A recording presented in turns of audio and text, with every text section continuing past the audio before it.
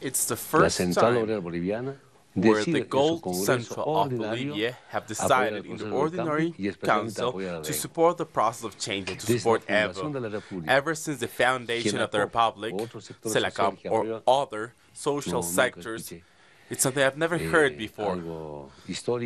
This is a historic event, something that's never seen before for the workers. But there are certain social sectors of the unions, mainly the affiliates, yes, the affiliates of the Bolivian sector, are very proud about this because their leader is now their president. I feel that this is the wish, the desire. That's why there's a fight, not a fight, but debates and meetings that are transparent based on the truth for the vindications of the working sector. I remember with lots of emotion the time that I had when I visited this country and their very hard circumstances. And the Bolivian Central was out of the map, and there were only the walls of the buildings nearby. And back then, I remember that I had a book. The book was the only thing left of the fort. It was called Mina, Mine. It's a very interesting book. It's part of my collection, of my personal library. And I was deeply impressed about this. How? How could they do such thing? How could they blow this up? And I had been speaking with different leaders, and now I have the honor of speaking with the constitutional president of the plurinational state of Bolivia. He is a worker, as you say, with proud, and we share the same origin, the same foundation. It's a great evolution. In the times of the military dictatorship, when we had the first coup, we had the working central of Bolivia and also the state's communication. And I perfectly remember when I was a kid, when I was a teenager, there was a military march, and it was towards Cocha, and when I heard about this in the radio, I knew I had to wait. You had to wait for an hour, half an hour, and if the march is not bringing any news, you'll have to wait for the announcement of the next president, who's going to be the new president. And after so many hours of music, of military music, then the announcement of the president was provided. So then the people, our friends, some of them are gone, sadly, of the working central of Bolivia, Simon Reyes, Oquendo, of the Communist Party, Oscar Salas. It was a very difficult fight. And at that time, the exiled leaders, those who were sent away from Bolivia, they did not have the right to come back to their country. Not only leaders, but also other workers. You know that there are some very important activists for the fight for the union, for the society. And we are now facing different times. After all these coups, and now we have judicial coups. Could you please explain this to our audience, this so-called judicial coup? Always there's been the rebellion of the peoples, a fight against the empire, against the policies of domination. And without a government that would be the puppet of the North American empire, they would proceed with a coup. The process started there with the military dictatorships. And the mining centers were fully militarized. So that would be like militarizing oil in Venezuela. Bolivia used to live like this in the 60s, 70s, and 80s too. So these times are over. And once again, I want to speak about this. I want to speak about the unit, about the communists, about the red ones, about the ones that are subversive. And due to this, a coup d'etat, imprisonment of leaders, and also some of them being excluded and sent to other countries against their will. And back in our day, we were accused of drug trafficking. Leaders of the left wing, leaders who were not accepting these policies of the North American Empire, and mainly union leaders. There was a time where it was fashionable to be called terrorists, and for capitalism, social forces are terrorists. We are terrorists for them. But they can no longer have coup d'etats. I am convinced about this. Countries are Venezuela, Bolivia. They're being reborn, and they have a different mindset of revolution with the armed forces of our country. I have been shocked by this. When someone became a president, a commander in the army said, "The forces are against the empire." Yes. They were breaking the paradigm fully, and I was shocked by this. Of course, the armed forces have their own history in Bolivia, and ever since, things started changing. I remember the times I have been here. Sorry about saying this. I took the first plane and tried to come here with some cameraman that wanted to come here, and I'm speaking about Garcia Mesa and other people, and they had a lot of importance. I was in 1978 in the wars, and I knew 3 presidents. And there were elections held there. The candidate of the military dictatorship lost. There was a coup d'etat, Juan Pérez Rum, and I always remember he was a soldier, he was tall, he had a lot of experience with military police, and I was sent to control the general command of the army, and David Padilla Aranciles was the commander of the army. And he said, and after the next day I woke up and was a president. So I couldn't understand what was happening. I was very young, I was 17 or 18, things were different. But what do I want to say? As the armed forces can no longer be part of coups, other than these, the people would never accept this. And let me tell you something. During the days of October 2003, the neoliberal government used the armed forces to massacre the Bolivian people with the instructions that came from abroad. And when I became president of the government, especially in certain neighborhoods and certain cities, whenever they would see someone wearing a uniform, whether a member of the armed forces or the police, they would cry and escape. This happened. And this is the image they had about the armed forces. Pathetic. Listen, the armed forces are respected, beloved, and this was a social task to provide the bonus to the schools in the whole territory of Bolivia, and other works, other tasks. I had a problem with water, and the armed forces were distributing water at that moment in the different cities. And some people started saying, "No, you're militarizing the country." No, they're the armed forces of the people. They need to help us, and now they have a lot of trust. So, the armed forces can no longer be part of coups. And this is happening in the whole Latin America right now. And this is the mindset. And the empire is creating this coup of the Congress, this judicial coup. So, there are presidents, progressive, some for the people, some of them are directly against capitalism, and some presidents don't want to say that they're against the empire, against capitalism. I'm not scared about this, because the inheritance of the people before me for fighting against colonialism in order to create a republic. And when you speak about the ones before you, we've been speaking before the Spanish came, and this is a very long story that some people want to underestimate our very respectable culture. So about this, I have no doubt, and with the new experience that we've had after being set free politically and economically, we are better. We are better than the 180 years of the Republic life of Bolivia.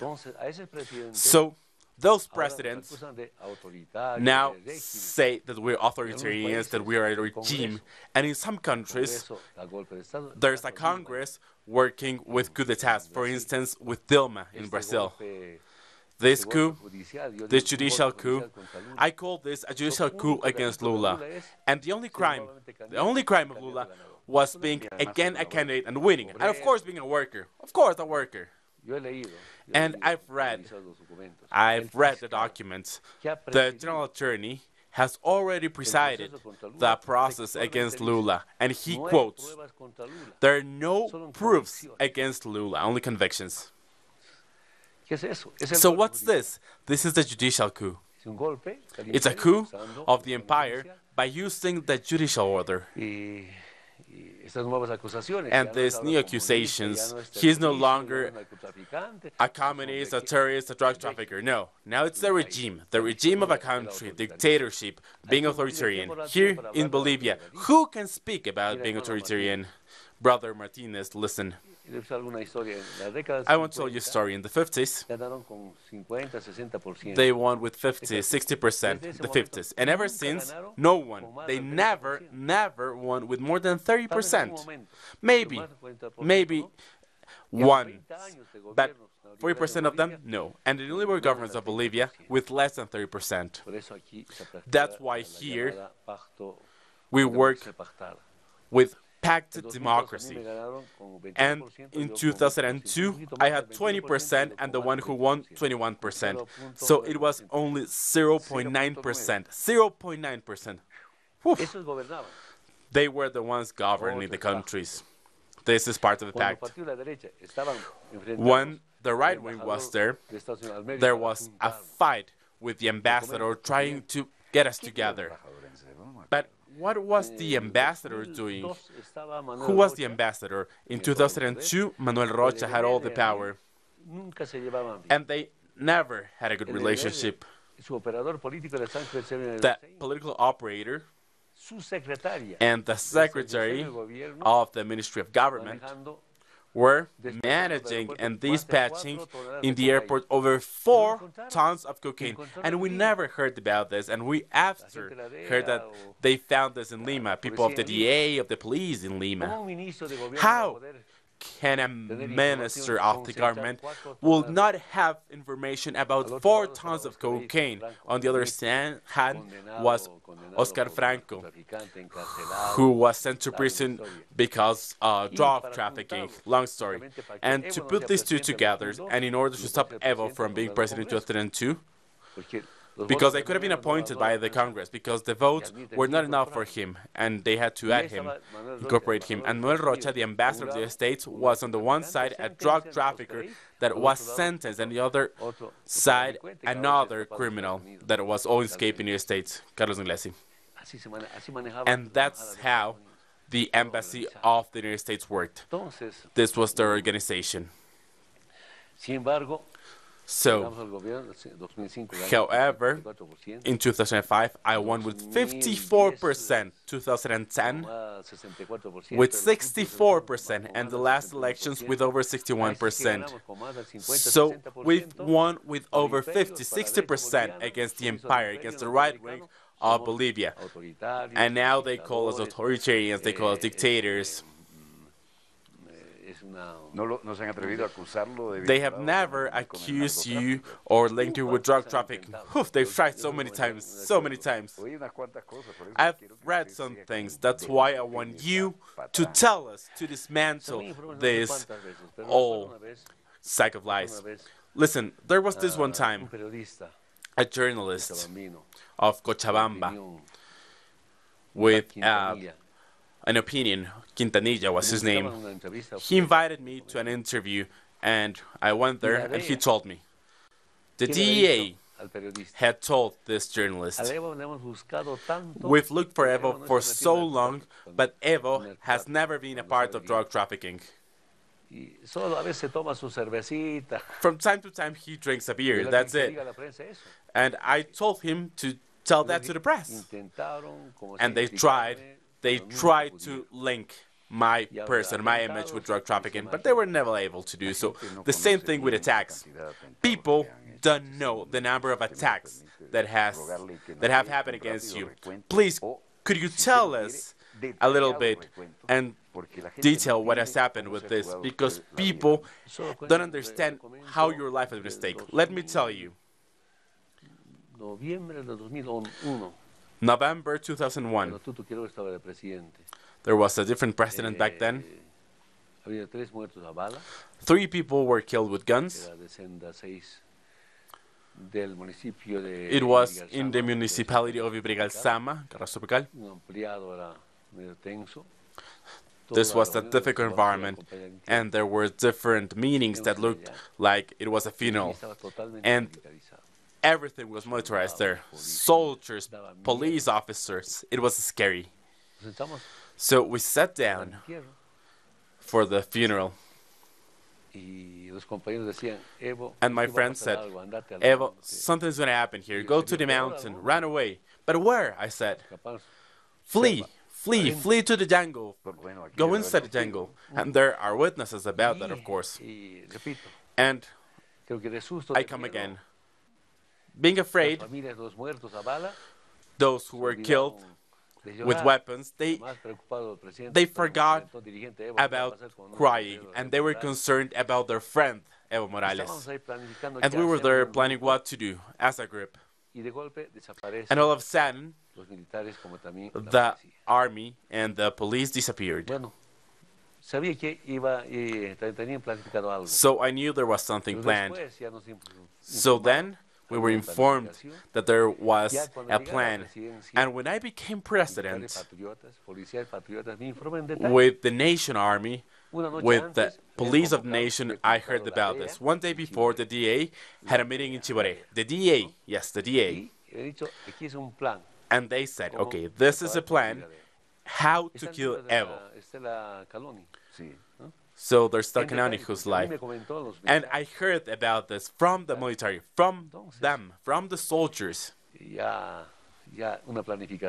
So planning was already there. It was well orchestrated.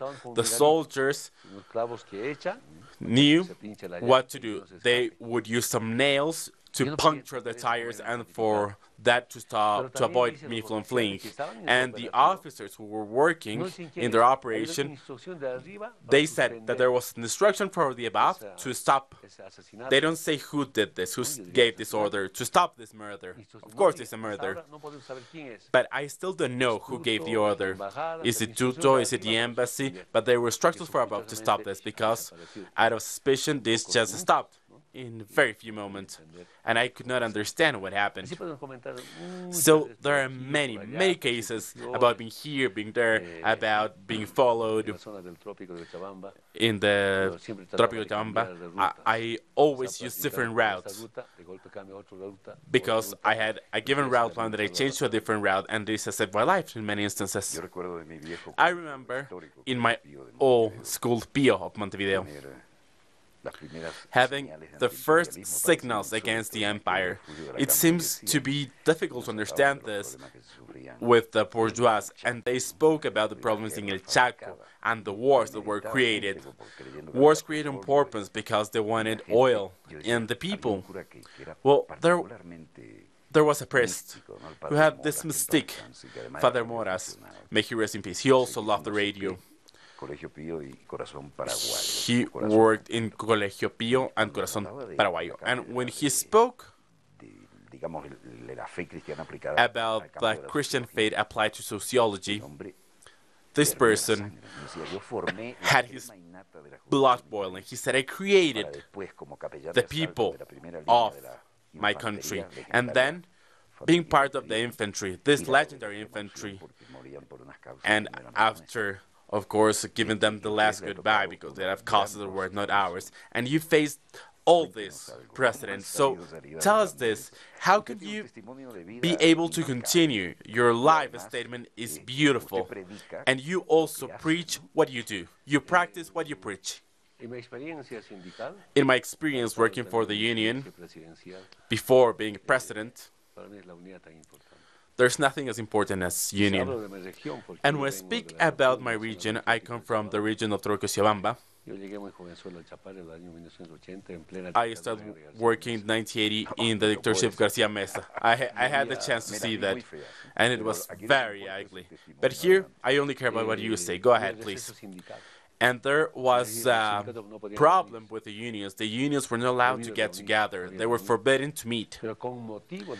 But due to the meeting of the nation parties of celebration, they had to get together. And I was surprised about this, because who's organizing the celebration of the nation? Of course, the syndicate of the farmers. The syndicate of the farmers, yes. They are the ones who organize the food for the teachers, as well as some drinks. This is all created with the union.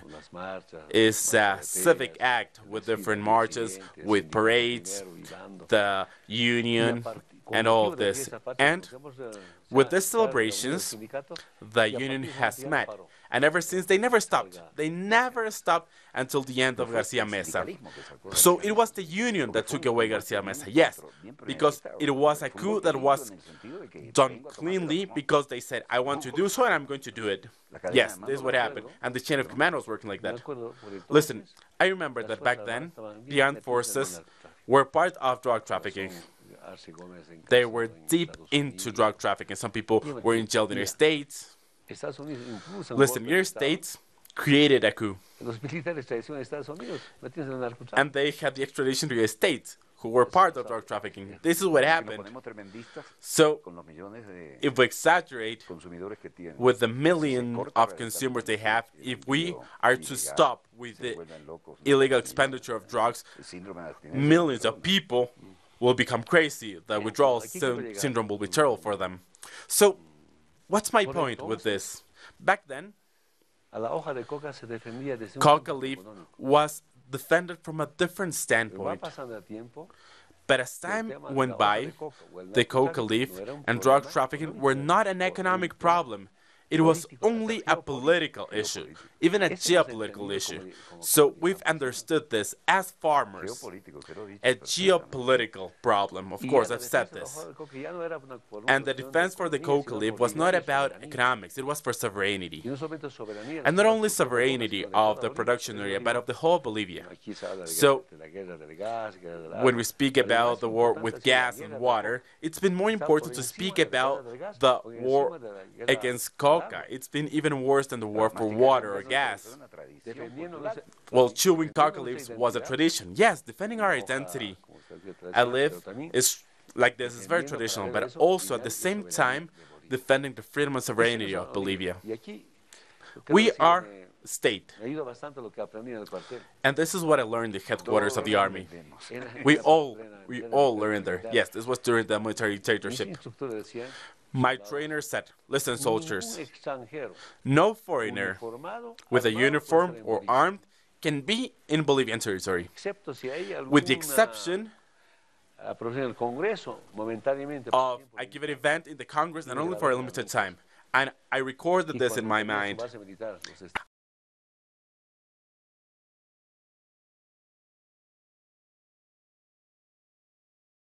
Armed, commanding the armed forces or the national police, killing us, pointing their guns at us, with helicopters throwing gas, with helicopters to catch the leaders, American helicopters. So this is an area for a lot of debate. This is something that you've spoken a lot. There's been a lot of censorship of these type of actions. And beyond this, there was a time where they organized what they called the expedition forces. They were former soldiers, some men from the army, and they were hitting us with sticks. And the soldiers were shooting us with their guns, and people were dead everywhere. And beyond that, the United States, the DEA, were controlling our people. They were puncturing the fruit, controlling drugs. This was the case, and I just couldn't understand. And when I was a congressman, I had the chance of being driving, and I had a problem. And someone told me to stop. There was a checkpoint, and someone told me to get off the car. And I was about to shoot. And then this person was in front of me, and finally, I was blocked. Our words were blocked. After 15, 20 minutes, they told us, okay, go. And I never got off my car. So, I was a congressman and this happened. Imagine if I was just a leader. They had information I was a congressman, so that's why nothing happened. This was how the country worked, and I just couldn't understand this. And it hurt, because the officers of the armed forces, the colonels, the generals, but military colonels, were part of this. And I asked them, they're from the DA, who are they? They were barely sergeants. Sergeants, they're not sending officers here. They were just providing information. And I remember once I was traveling from Cochabamba to the Cochabamba shopping, and I was waiting for a car to pick me up. And I ran into some friends. They were from Cochabamba. I knew them from before. Valderrama and others. As they knew me, they asked me, Evo, what are you doing? Oh, I'm heading there. Okay, get in the car. So I was riding with them, and there was a checkpoint. And the police officers thought that they were of the DEA. There were only people of Cochabamba working. Then there was another checkpoint, and I was just laughing. Because they didn't know about this. They just thought that they were part of the DEA from the States. That's what we got to. That's what the situation was. And once again, defending our identity, we then started defending our dignity, our sovereignty.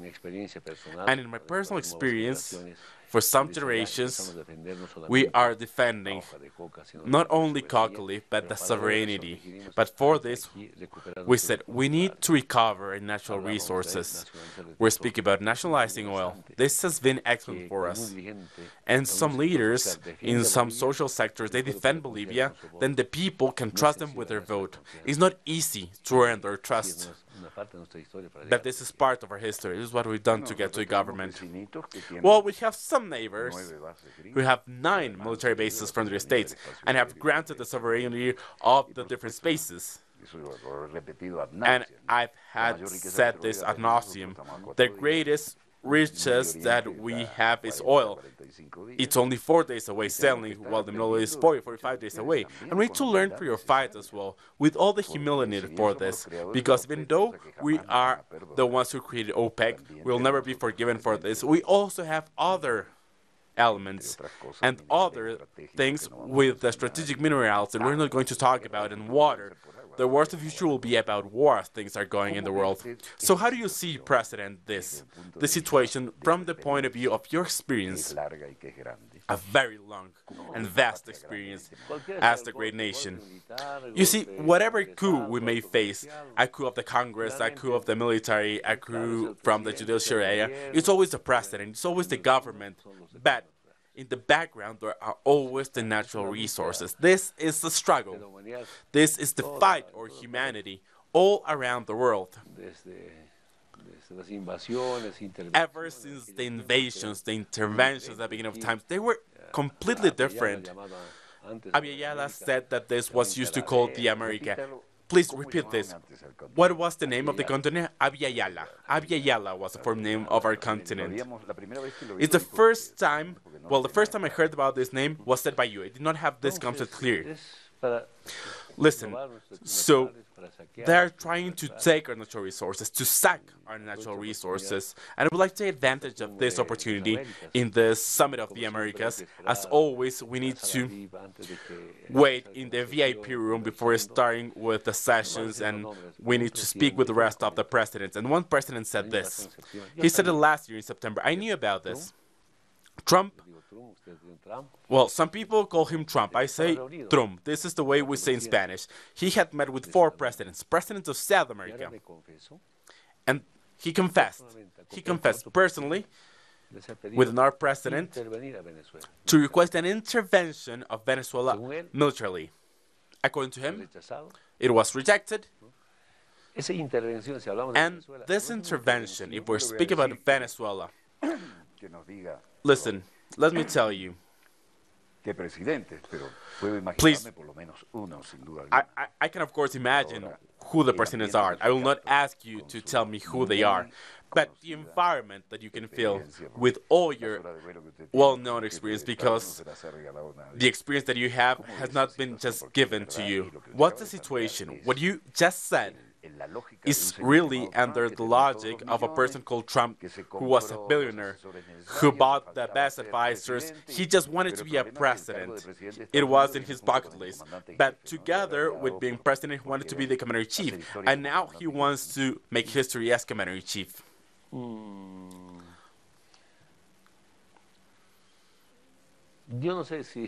I really don't know. I don't know if there's any orientation for integration with the President of the United States. He is the worst enemy of humanity right now. The worst enemy, with all the different problems throughout the world. But I want to take advantage of this chance, of this opportunity, and to think about how to summon different presidents so they're going to support an intervention against Venezuela. And at least four of them should agree with this, right? Of course. And according to what I heard, they've rejected this. And maybe that's the reason why they didn't do it. But it has been rejected, apparently. And when speaking about this, I've heard that once again, there are serious problems because they're betting for Latin America and the Caribbean to be an area of peace with no nuclear weapons. This is what we want as presidents. And any intervention, listen, I'm very truthful in this area. I've said about this, and when I spoke with President Maduro, they can finish with the Bolivarian Republic of Venezuela, but they just care about the oil of Venezuela for the North Americans. This happened in Iraq, this happened in Libya,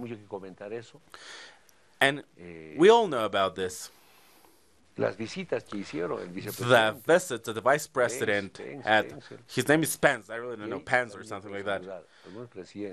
And I want to salute some presidents. The president of Chile, the president of Colombia, that publicly rejected this, saying they are against this intervention. And after listening to some opinions, I am convinced that they are not accepting any military intervention in any country in Latin America. But they don't say this publicly. They just stop because there's a political cost. Maybe that's why they're afraid. So I can see that it is so important to speak, to have a debate up front about this. But beyond the governments, there are the peoples, and the peoples are the most important. In our experience, union is always the most important. The union of the people, the union of the workers, and the union of the political parties. And this has never happened in Bolivia. And from my experience, I can tell you that the best celebration, the best way to congratulate our heroes, to congratulate all us, is to have union, to never forget their legacy. I visited Libya and Iraq, where Gaddafi was part of this, and they had a sense of pride that was recovered after being basically a colony, after the process we have followed closely. But they started having their own doctrine instead of accepting the doctrines of the colonial times. And you could see the pride in the celebration of the nation they had, and with their flag in the most ordered fashion, were showing their pride and their desire to reaffirm the sovereignty. And all of a sudden, one by one, they went to sovereign countries, and all those who are important for the OPEC with Libya and Iraq. And when the governor of Iraq had the Chiites and the Kurds at peace, now the Kurds are part of their whole history. Who pays the most will be the one I fight for, and we'll see how things turn out. And generalizing with human beings is unfair, but the averages show a really overwhelming result. You had to see the Libya and the Iraq of Saddam Hussein and Gaddafi. And listen, when you see the interventions, when you see the military interventions and bombing of Libya, Libya has no longer state, they don't have any government, and the groups of brothers are fighting against each other. They all accusing each other of who's the traitor. They're all traitors. And the Kurds, once again, became hired guns because they're good fighters. They are excellent with combat, but they're not doing this for a flag or for a conviction, but for whoever pays the most. It's sad. That's the situation that we have against interventionist policies of the United States. But in my experience, as you asked, I can see, well, experience cannot be transferred. This has been studied by scientists. But from the great masters, you can learn. And you are a great master, a teacher of change in Latin America. This is not only for Bolivia, but for the whole of Latin America. This is about planning, about how to divide us socially, politically, and to overcome the division that's created by the USAID, often by the foundations created by the United States. This has a cost. The alliances for progress, they are not for progress, nor they are alliances. So the planning to divide us, why do they want to divide us? They want to divide us to dominate us, politically, socially. But why do they want to divide us? In order to steal from us, to take our natural resources. I always speak to the new generations, and I say that we cannot let them have it as easy. We should not allow them to divide our social movements, especially from the United States. And it has been very tough to join together. They've tried to divide us, and the people of the USAID, with the indigenous brothers of the east of Bolivia, with the new movements of colonizers, and they were paying for them, and that's why USAID was taken away from our country, brothers. And they just provided small programs in order to confuse people. I've seen programs of $7,000, $8,000. It's a lot for farmers. But are we growing in our economy? No. No, this is not what's happening. And beyond this, we are under the USAID programs. How do you see, with your vast experience, the political moment of the great nation?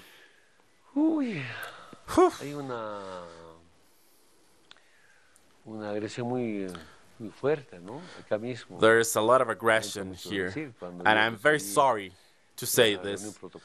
I had a protocol meeting with the ambassadors.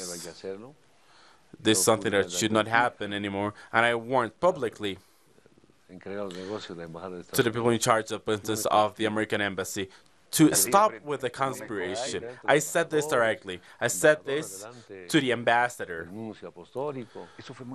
And this was said very frequently.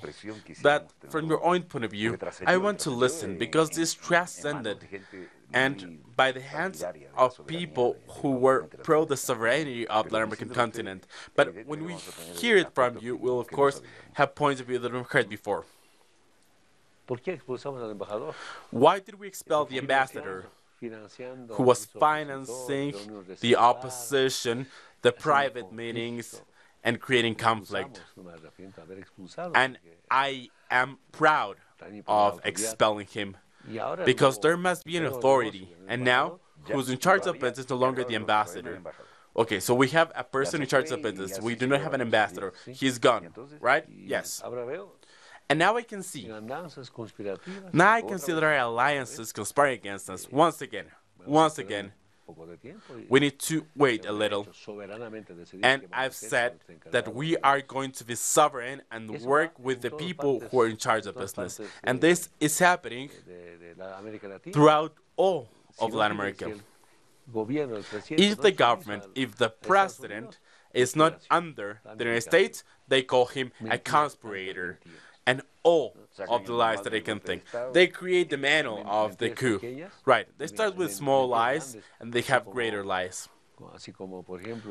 And for instance, they use mass destruction weapons or destructive weapons as they have in Iraq.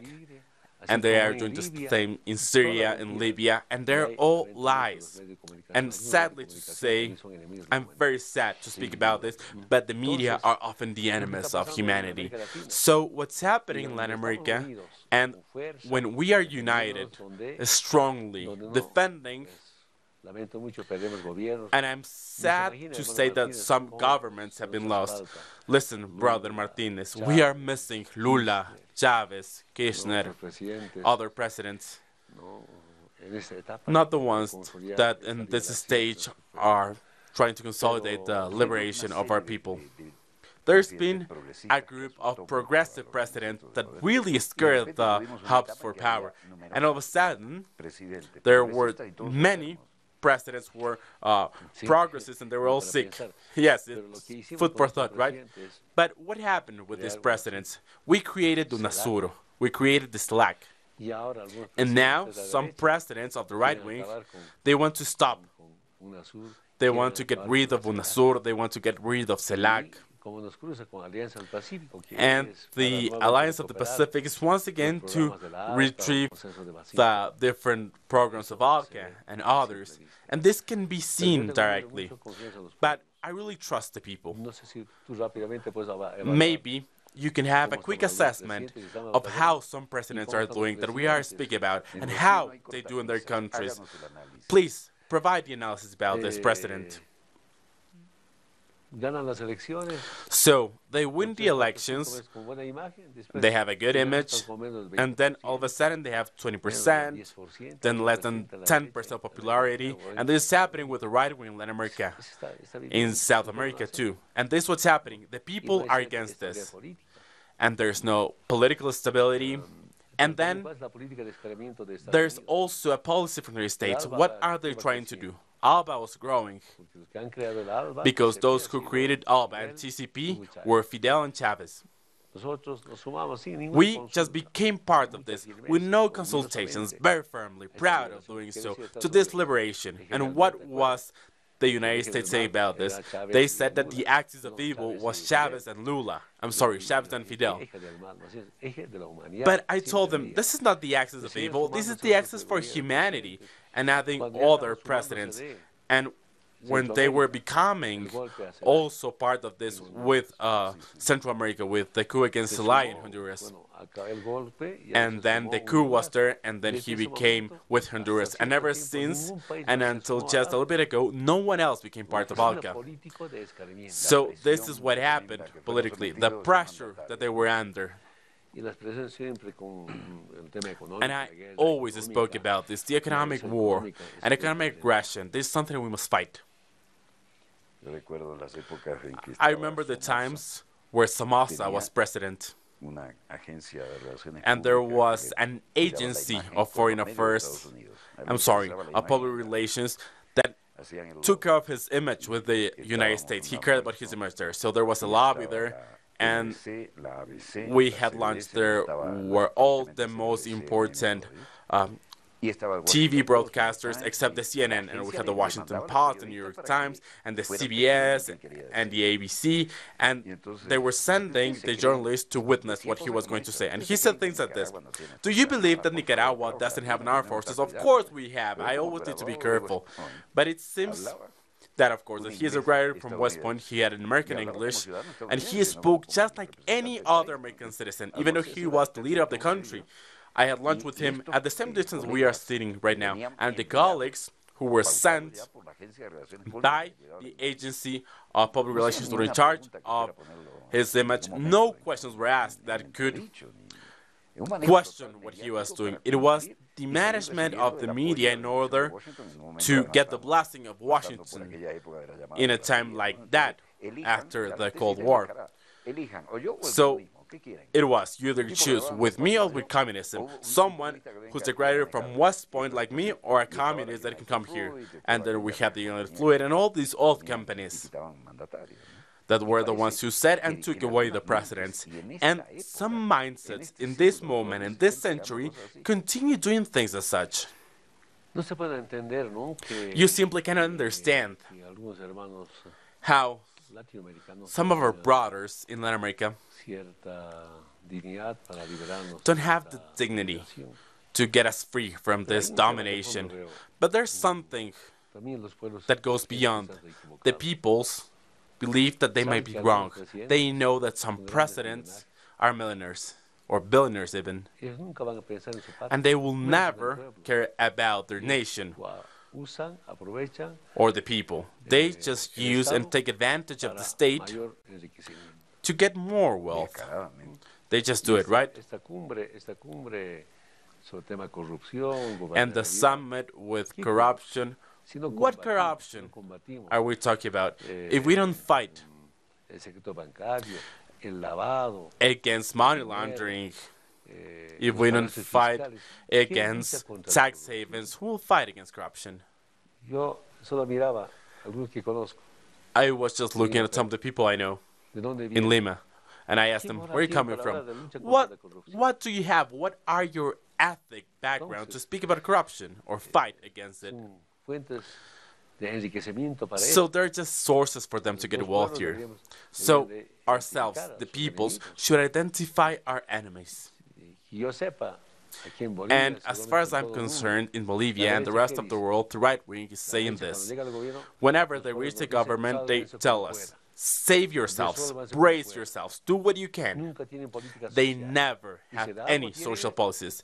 And if they have one, it is for other goals. For instance, they have the civic action of the armed forces here, the DA, the gringos, always armed with some people of the armed forces. They were saying they were going to help us, and they were giving, just some medicine and small things. That was it. And it was funny for me to see it. And, baseball with a match, and they weren't even playing soccer. And this is still part of a very interesting dynamic, what we can see in the great nation. But I don't think that it's over all the progressive governments. And you're an example of this, and I say this with pride. I don't think that we are prepared for the second wave. I believe that this will come. There was a moment where we have 5 progressive presidents, and at the same time we have 5 sick presidents. And I heard from someone, I will not reveal the name, because this is part of the ethics of ourselves, the communicators, the journalists. And so the disease of Chavez can be created with microparticles that are radioactive and have a high density. I am Dr. Name, professor of this subject of the Faculty of Medicine of this university in the States. So he had the courage to say this, because when they fret the internet for the civilians, it's because they had already this control. Whoever is writing something on the internet, believing they're under control, is just naive. And when you speak about this, when you speak about the health of Chavez, someone who was as strong as a bull as Chavez was, could die like this, so fast, all of a sudden. It is incredible to listen to this. The information that I get cannot be understood. And some people don't even understand how this is happening.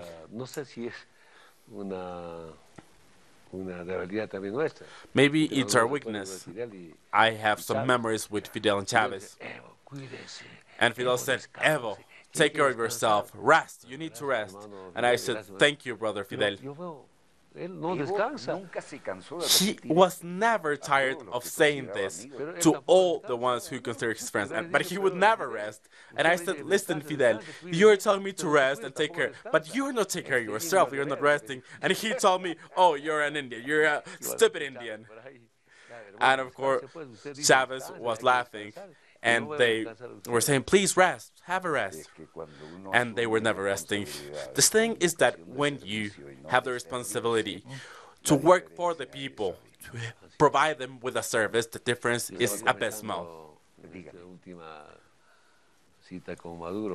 I was speaking to Maduro and with the chancellor. And we work in pause, right? He worked until 4 a.m. and at 4 I am already getting ready to start working at 5. So we're working with shifts, right? And we're working together for our nations. How was your relationship with Chavez? Please tell us about this. Because he always spoke wonders about you. And here I don't have any interest of saying the right things against you because you know about my ethics. And your eyes are often get watery when you speak about Chavez. We're not going to cry today, are we? His ideas, his insight was so important, as was his projections for integration of Latin America. And as a congressman, I was always part of his map. Well, the map was always there, and he was always drawing in his map. And he was always thinking about the whole of Latin America. I always remember his insight, and sometimes we met just by ourselves, alone together, and also in meetings. And what I felt as a person was that he was a great human being. As a soldier, as a member of the army, he was a great one. As a political, against the empire, against capitalism. And he would always value the strength not only in Venezuela, but other countries. And in the meetings, he said this. He changed geopolitics, didn't he, on the great nation. I am very optimistic. We're going to retrieve our democratic war, our democratic fight, our democratic revolutions against everything that's happening with capitalism. Bullets can dominate us for a second. They might kill some people. But when we have the force of the truth, the force of dignity, when we have the peoples behind us, the peoples always stand up to fight all the policies that at some point are affecting Latin America. Just a last thought to close this program, and I would like to thank you, because this has been beyond objectives when we speak about all these emotions and all these memories. I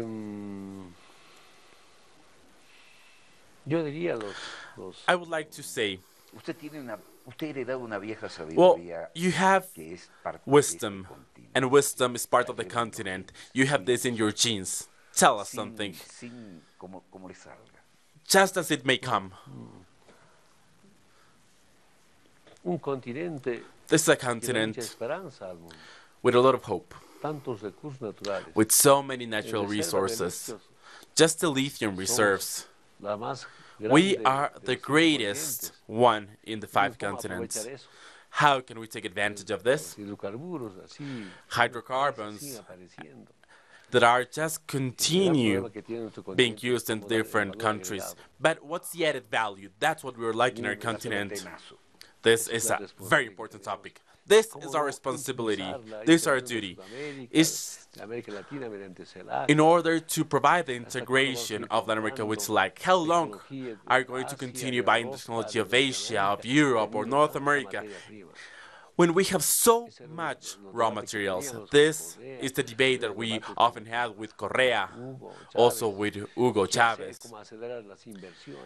How to speed up the investments, how to develop the scientific, technological areas. This is our responsibility, our duty, and we have many duties today. And what I want to tell you, Brother Martinez, when you're transparent, listen, as I said before, when you bet for your country with love, with effort, with sacrifices, thinking not only about this situation, but about the future of the next generations. Here, there's trust. There's a lot of hope with our process. And I still cannot understand those 10, 12 years, over 12 years, where the service that were always for the right wing, but Evo was always first. A little bit up, a little bit down, trying to promote some of the right wing candidates. But the right wing has never had a program. And in my experience, programs should be spoken with the people. Next month, I have a meeting with Pacto de Unidad. 2 meetings for productive projects. Where will this take place? In Cochabamba. It will happen next month. And we've suspended our debate about how to improve health. And we're doing this with all the Bolivians. And from this, we create the program. And from this, we create new policies as well, because they're important. So, being with the people, with the subcommander of Chiapas, we always obey the people, because there are always some sectors that have a lot of ambitions. They have demands that cannot be attended and are not good for the rest of the social sectors. The advantage we have with most of the social movement is that first, nation is above. First, this happens in scale values. And this has been tough for us to understand. It's not easy. But when we understand each other, and when there are protections, and there are programs, as the second century, we need to continue working together. Listen, once again, Brother Martinez. Thank you. I would like to thank you for your time. As you have allowed me to call you Brother Evo, please call me Brother Walter. Okay, Walter. From now on, Walter. So listen, Brother Walter. Believe in the people. I always tell my ministers, we need to go back to the foundations. Sometimes they will laugh at us. I have laughed about my brothers. We are brothers. We need to understand from each other. And reason should always be first. That's a great thought to close this opportunity you have granted us. I am honored to have you here. And let me tell you that Dossier is always at your disposal. And we don't say this to everyone. We say this brotherly. And we're inspired in the idea of the great nation. Thank you very much. We are trying to share the small experience that we've had in 12 years as president, but there are many years of us being working as workers, as part of the union. We've celebrated the many years of the workers of Bolivia, and we want to continue building this trust, because to get the results, we need to do so. Being trusted is something that cannot happen from day to night. These are the dreams of the people. Thank you, Brother Walter. Thank you, Mr. President. And from here, I send my greetings to the Working Central of Bolivia. I shared with them some very difficult moments, visiting the Central, and the next day, nothing was left, not even the building. As the president used to say, she said, Walter, you do love Bolivia because you were almost killed and you still love us. This is a small anecdote, but still, everything you've said is so important, with your own style, so special style. And I hope that this is not the last time that we meet here to share the values that we share and the ones that we're fighting for. Thank you very much, President. On behalf of the Dossier team and on behalf of the audience that has been with us, please be sure about this. Whatever you may be on the other side of the monitor, thank you for allowing us to be there with you. Here, I close another chapter of Dossier. This was your producer and host, Walter Martinez. Director, the floor is all yours.